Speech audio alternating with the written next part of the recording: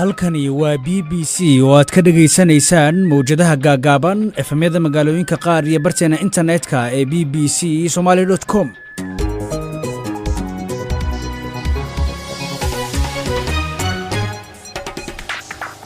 kulanti wacan oo wanaagsan dhegeystayaal meel kastoo aad inaga maqlaysaan waa subax khamiis 16 bisha Abriil sanada 2020 gabi ahaanba barnaamijka saaka waxaanu ku soo qaadanaynaa wararka la xiriira xanuunka COVID-19 ee dunidan halakeeyay. madaxweyne Donald Trump waxa uu sheegay in xogta la hayo ay muujinayso in Mareykanka uu ka gudbay heerkii ugu xumaa ee cudurkaasi COVID-19 hase yeeshee wali dhimashadu kor ay u sii socotaa. Minnesota Soomaalida degan waxa lagu eedeynayaa inay jabiyeen amaradii ahaa in ay guryaha joogaan oo ay kala fogaadaan. wacyigelinta aad baa lagula dadaalay dadka Soomaaliyeed balse waxaad moodaa intooda badan inaysan fahansaneyn muhiimadda ay leedahay in la kala fogaado oo aan la isku imaanin meelaha maaragtay publicana aan la iskugu tagin dib weyn baan lagu qabaa arintaas ayada ummadda Soomaaliyeed.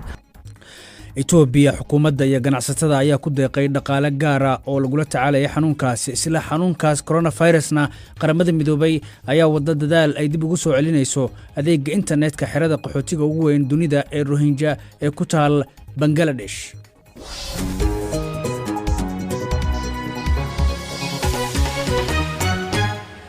qodobadaas waa faahfaahsan waa inoo soo socdaan barnaamijkan waxaa isku soo dubariday xasan cali geelaan iyo Cabdi Ibrahim Caga Yarna oo la socodsiinaya balse marka hore waxaanu ku bilaabaynaa barnaamijka wararka caalamka iyo Cabdulqaadir Yuusuf Cali. mahadsanid Cabdi Fataax. madaxweyne Trump oo jeedinayay khudbadiisii maalinlaha ee coronavirus ayaa sheegay in Mareykanka uu viruska kor u dhaafay halkii ugu sareysay.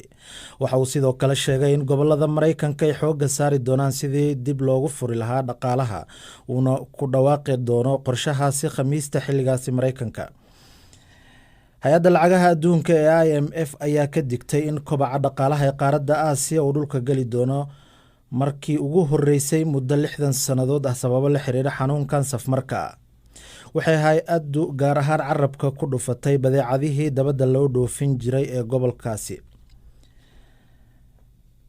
xisbiga dimuqraadiga ee talada haya ee Kuuriyada Koonfureed ayaa xildhibaano badan ka helay doorashadii baarlamaanka ee dalkaasi ka dhacday iyadoo dalka uu la dhacayo la dagaalanka dhibaatada xanuunka COVID-19.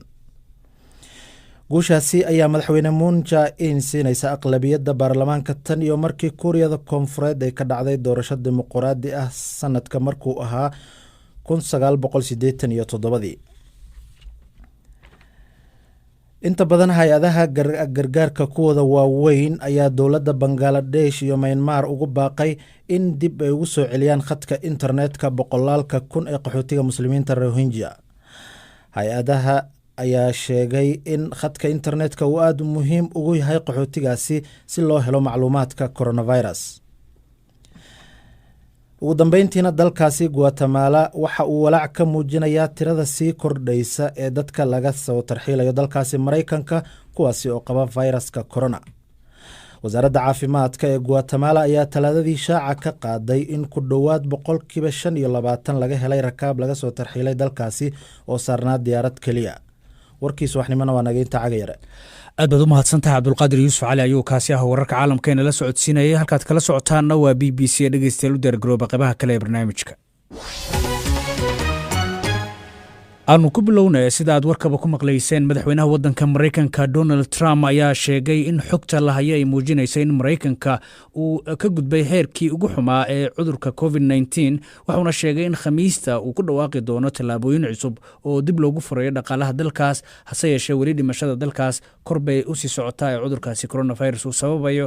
dhanka kale madaxweyne Trump waxa uu ku goodiyay in uu awoodiisa madaxweynenimo isticmaali doono si ay dib hawshooda u bilaabaan labada aqal ee dalkaas si loo dardargeliyo buu yiri xaqiijinta dadka loo magacaabay dowladda dhexe ee federaalka ee dalkaasi in ay shaqooyin ka qabtaan. faafahinta warkaasi oo isku duubanna waxaa soo akhriyo haatan studio ula soo biiray xasan cali geele. xasan oo bal waxaad ka hormartaa xogtan ku saabsan COVID-19 in heerkii ugu sarreysay uu gaaray haatan uu dib u soo dhacayo hoos u soo dhacayo oo Trump uu sheegay.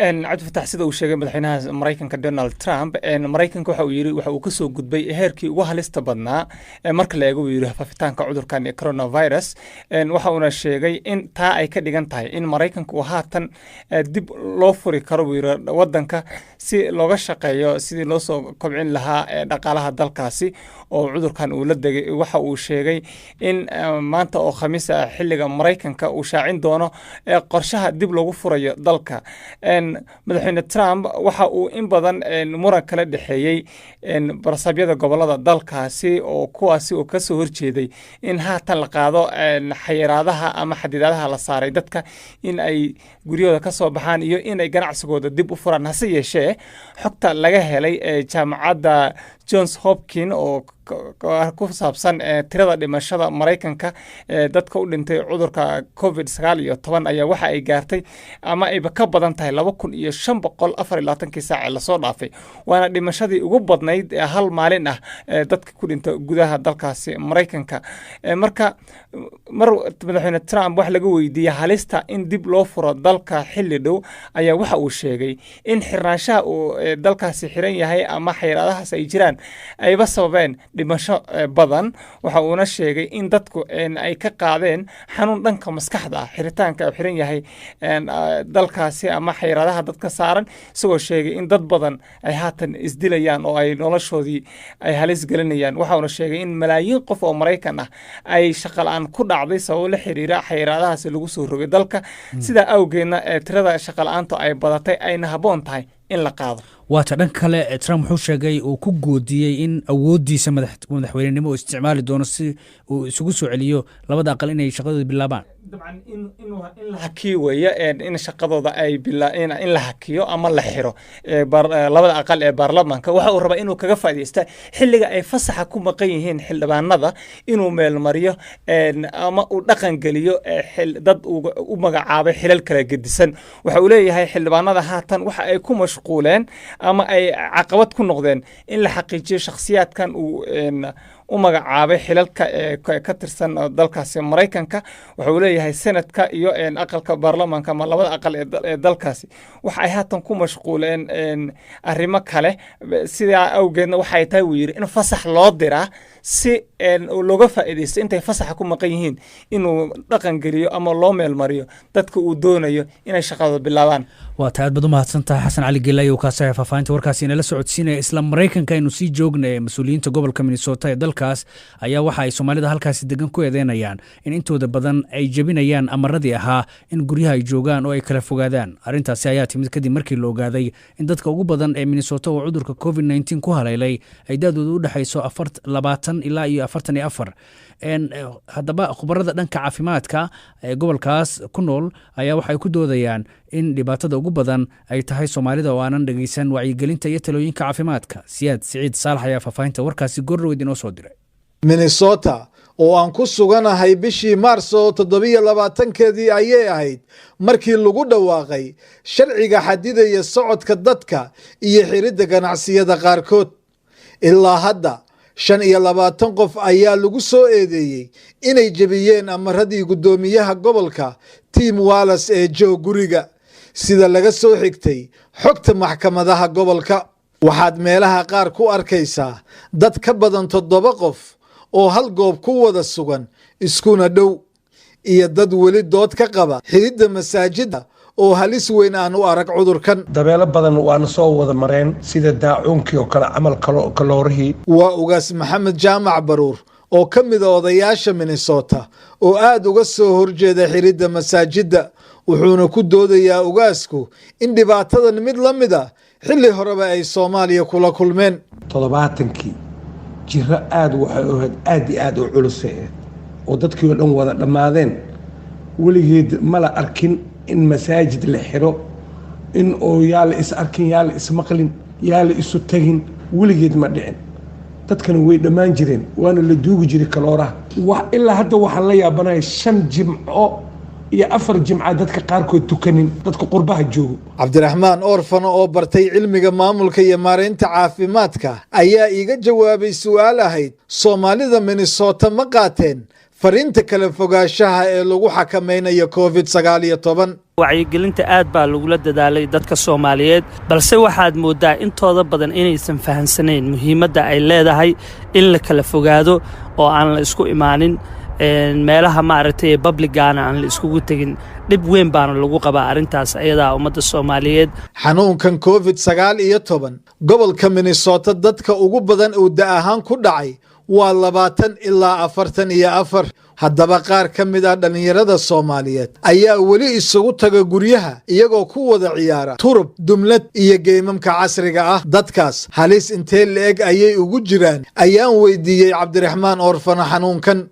dadkan ayaga inta badan ma fahansanaba cudurkan iyo dibka uu leeyahay waana loogu celceliyay sidaa iyo si ka daran bay had iyo jeerna hoos iskaga jiraan laakiin cudurka cudur halis ah weeye dadkana waa ugu celcelinay in badan inaysan isku imaanin. haweenka kelida ah ee aabaha uu ka maqan yahay ayaa ka mid ah dadka warwarka ba'an ku qaba sida ay caruurta guriga ugu xakameyn lahaayeen sida ay ii sheegtay Shacni Cabdi oo Minnesota ku nool.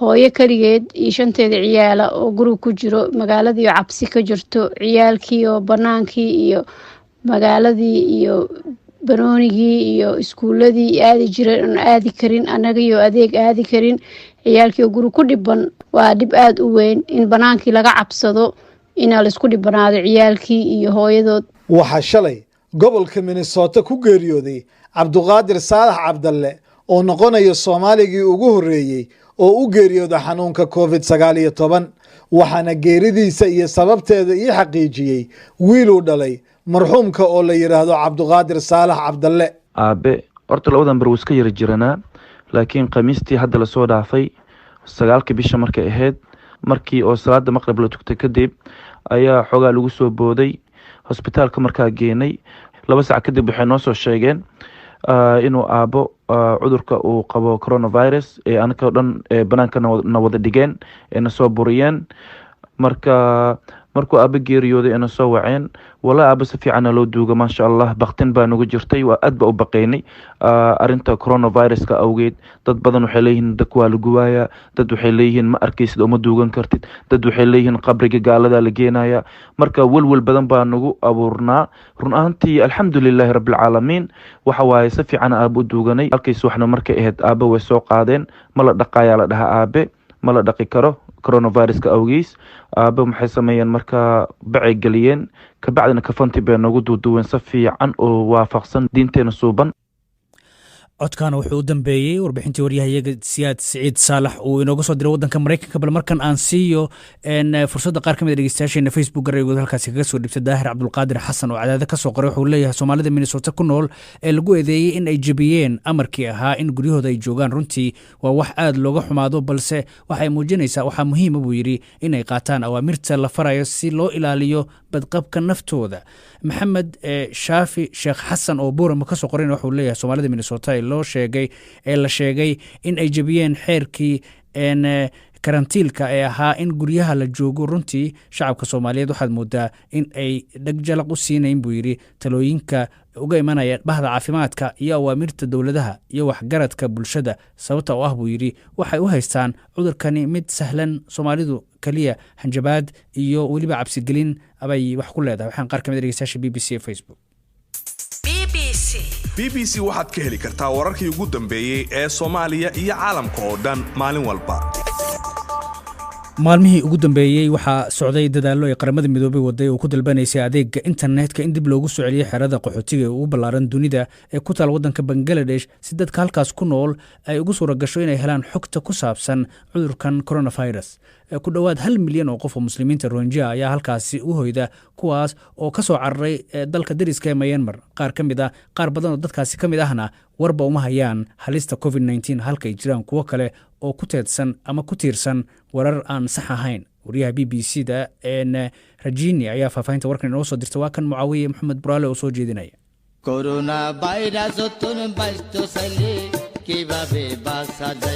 sidee ayaan uga badbaadi karnaa cudur coronavirus ayuu leeyahay ninkani oo heestiisu qayb ka tahay wacyigelinta ka hortagga cudurka coronavirus.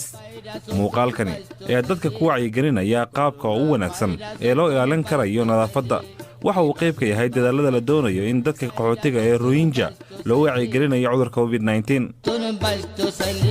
muuqaalkan waxaa sidoo kale ka mid ah in dadkani la baro qaabka ugu wanaagsan ee loo hindhiso iyo xitaa sida baabuurta loo raaco.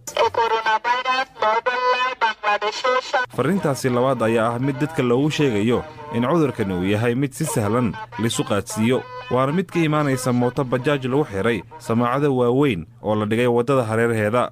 farriimaha noocani ah ee dadka loogu gudbinayo digniino caafimaad ayaa muhiim ka ah halkan oo dunida inteeda kale ka dhaga xiran.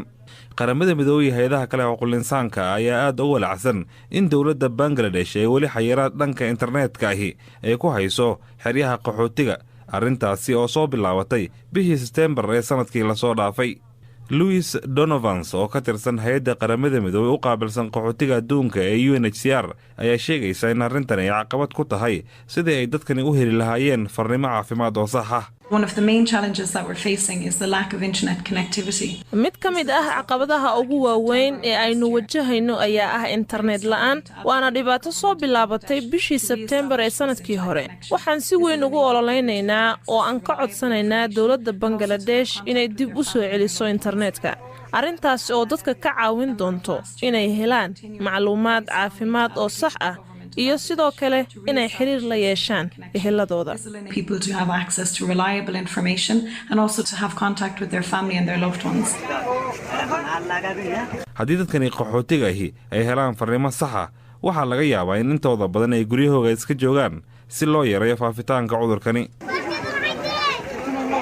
waa dad badan oo isugu yimid suuq lagu iibiyo qudaarta oo ku yaalla mid ka mid ah xeryaha qaxootiga oo ay ku jiraan dadka Rohingya, balse xaqiiqdu waxay tahay dalkani bandow ayaa lagu soo rogay muddo haatan laga joogo usbuuc, balse dadka Rohingya waxay u muuqdaan in aysan ka warqabin arrintaasi. hay-adaha samafalka ayaa hakiyey dhammaan howlihii ay halkan ka hayeen marka laga reebo adeegyada muhiimkahi. arrintani ayaa loo gol leeyahay in lagu yareeyo faafitaanka cudurkani coronavirus.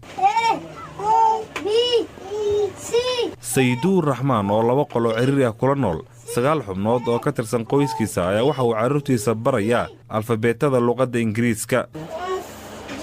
sida dadka kale dunida oo dhan ayuu go'aansaday in carruurtiisu uu guriga wax ku baro, balse weli looma sheegin halista cudurka coronavirus. wax weyn kama naqaano cudurka coronavirus, balse waxaan maqalnay in dadku ay tahay in ay kala fogaadaan.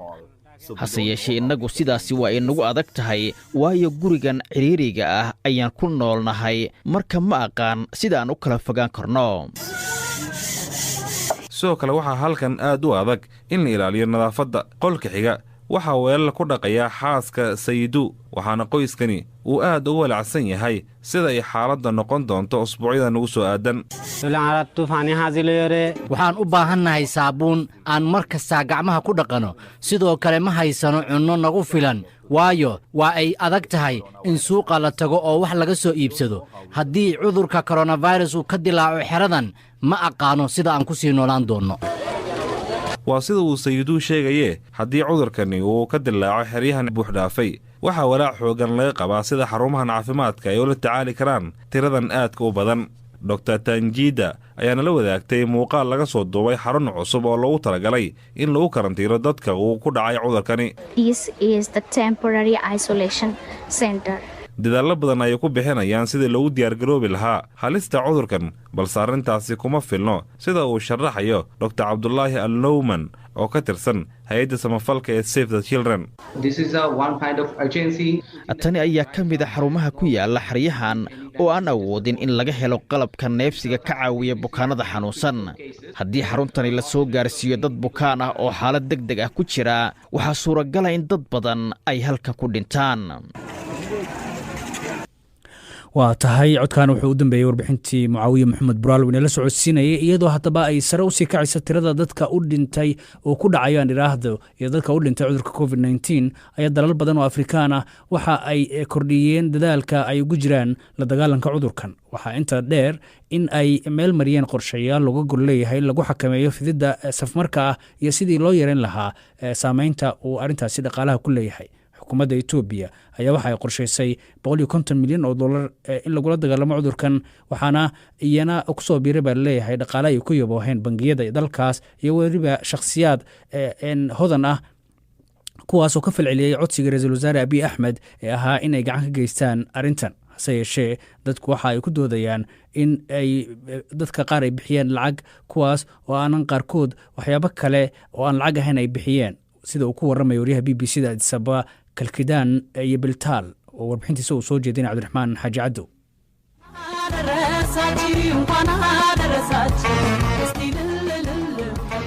amalmaal abaate waxay ka mid tahay hoballada ugu caansan Itoobiya, waxayna sanadihii sagaashamaadkii ku soo caanbaxday heesaha jacaylka ah ee ay ku qaado afka Amxaariga iyo afka Oromada.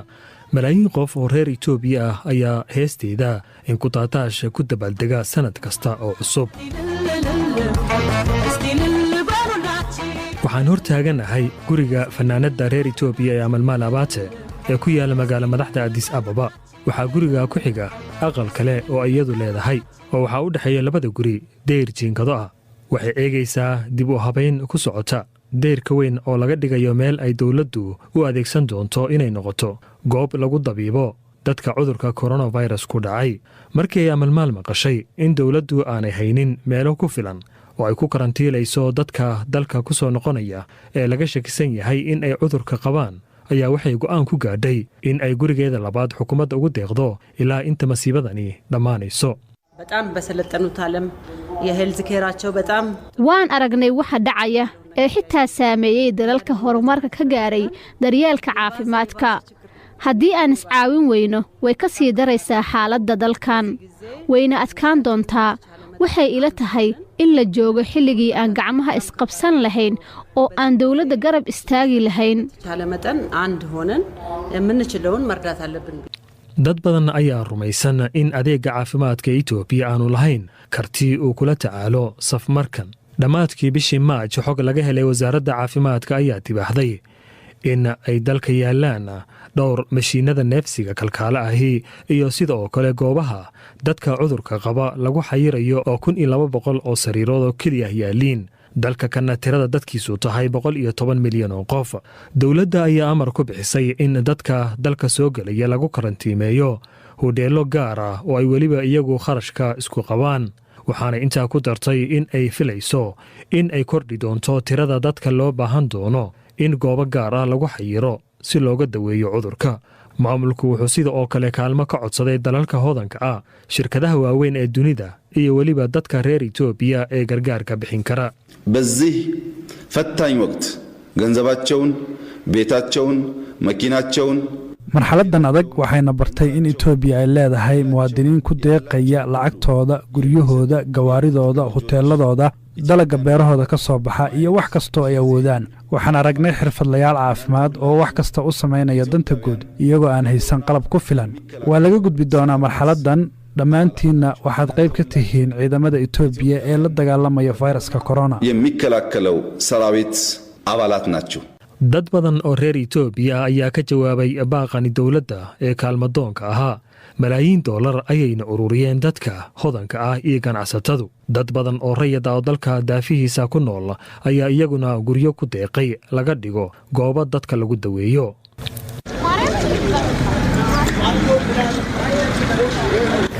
inkasta oo tirada la xaqiijiyay dadka uu ku dhacay COVID-19 tahay mid yar marka la eego cadadka dadka dalkani labaad ee ugu dadka badan Afrika, haddana waxaa la rumaysan yahay tirada inay intaa ka badan doonto marka dad badan laga baadho cudurka. magaalooyinka kale ee dalka ayaa iyaguna haatan bilaabay in ay dadka ka baadhaan fayraska. dadka badanina waxay qabaan cabsi weyn oo ah in khatar weyn soo fool leedahay. hirgelinta tallaabooyinka ka hortagga ah iyo taageerada shacabka ay dawladda siinayaan waxay gacan ka geysan doonaan sidii loola dagaalami lahaa cudurkan halista ah.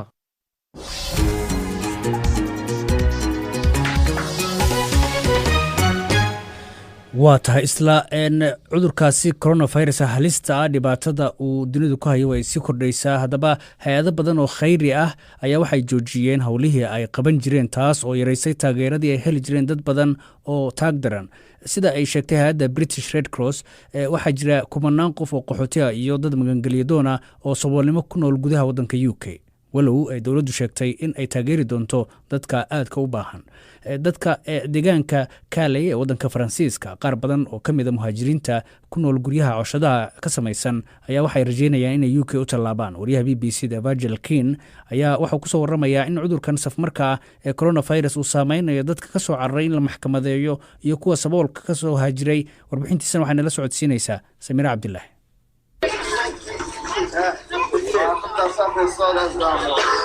boqolaal rag ah oo dhammaantood si aad isugu dhow u safan ayaa halkan ku sugaya cunto. ma jirto dareen kala fogaanshiyaha bulshada ah iyagoo ka taxadaraya caafimaadkooda. gadaashayda markaan meel fog ka eego waxaa teedsan teendhooyin laga taagay meel bannaan ah oo carro korkeeda ah, aadna isugu dhowdhow. dadku halkan cidhiidhiga ah ayay ku nool yihiin iyadoo aysan jirin wax fayadhowr ah. waxaan ku jirnaa safar aan ku eegayno xaaladda muhaajiriinta ku nool Calais iyo London. dadka horay ugu jiray xaaladda adag ayaa dilaacitaanka coronavirus wuxuu uga dhigan yahay musiibo weyn. boqolaal muhaajiriin ah ayaa ku sugan halkan Calais iyagoo isku dayaya inay galaan UK. waxaan halkan muuqaal ka duubnay 3 toddobaad kadib markii ay dowladda Faransiiska soo rogtay bandowga.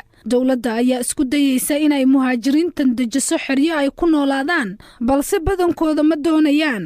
sababtoo ah waxay ka baqayaan in la xiro marka ay dhammaato xasarada coronavirus, waxaana markaas ka soo xirmaysa fursad walba oo ay ku geli lahaayeen Britain. Bruno oo ka mid ah shaqaalaha gargaarka ayaa BBC-da sidan u sheegay. isla marka uu qofka qaado viruska wuxuu si degdega ugu faafayaa meel walba. bal eeg iyaga waxaa isla fadhiya 3 qof oo aad isugu dhow. Pascal Froley oo isagana ka tirsan hay-adda gargaarka Salaam ayaa ka walaacsan sida ay dowladda Faransiiska oo la dhaqmayso muhaajiriintan. walaac ayaan ka muujinayaa tan kuma aadan samayn lahayn ma ku samayn lahayd. marka waxaad ku samaynaysaa bini'aadanka ka soo qaxaya dagaalka. hagaag ceeb baan dareemayaa inaan nahay Faransiis. waxay la kulmeen kufsi, tacadiyo, waxaa laga soo qaatay madax furasho, waa la jirdilay. waan ka daalnay dunidan.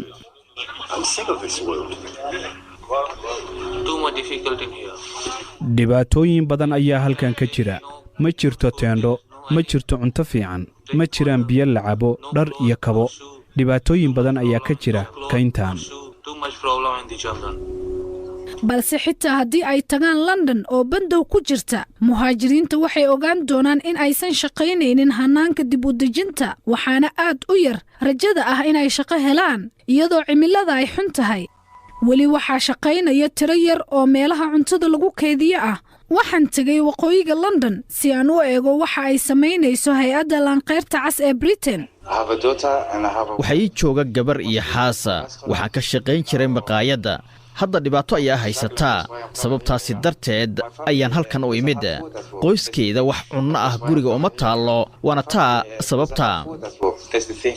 xaruntan waxay badbaado u tahay muhaajiriinta aan haysan waxyaabaha asaasiga u ah nolosha. haddana inkastoo ay tani tahay hay-ad samafal, shaqaalaha ayaa dadaal dheeri ah muujinaya.